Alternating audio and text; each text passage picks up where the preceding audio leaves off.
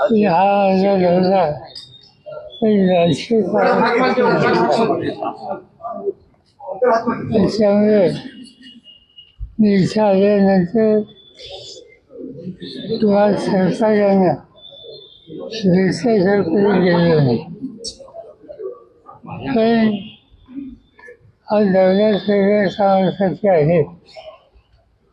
आणि दुसरी गोष्ट असे जिथं मला जायचं आहे इचलकरंजीला तिथं तुमच्याकडे स्थानिक सरकारी व्यवस्था आहे. आणि त्यामुळे यावेळेला कोल्हापूरकरांनी आम्हाला सुट्टी द्यावी. बघूया आता माहिती घेतो नंतर सांगतो. एलपीजीच्या दरात पुन्हा एकदा वाढ झाली. तब्बल 29 रुपयाची वाढ झाली आहे. महागाई हे सातत्यानं हे दर वाढत आहे. आणि ते वाढत असताना सुरुवात 2 रुपयाची केली, नंतर वाढत आज कुठं आलेले होते. या सगळ्या गोष्टीचा परिणाम हा सामान्य माणसाच्या प्रपंचावर.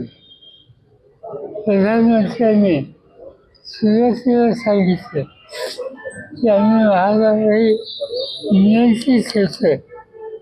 पण नियंत्रित याचा अर्थ टप्प्याने हा धक्का द्यायचा हे त्याचं सूत्र. आणि त्याची राजकीय किंमत सत्ताधाऱ्यांना योग्य कळेल. बाळ, फ्रीजमधून श्रीखंड काढ ना. आम्ही पूर्वी घरीच बनवायचो श्रीखंड. त्याची चवच वेगळी होती. आता काय सगळं रेडीमेड. आजी, हे श्रीखंड खाऊन बघ. आज तुझ्या आईनं घरीच बनवलं की काय? हे आहे गोकुळचं श्रीखंड. अगदी जिभेवर रेंगाळणार. जिभेवरच नाही तर मनावरही रेंगाळणार. गोकुळ श्रीखंड, मनावर रेंगाळणार.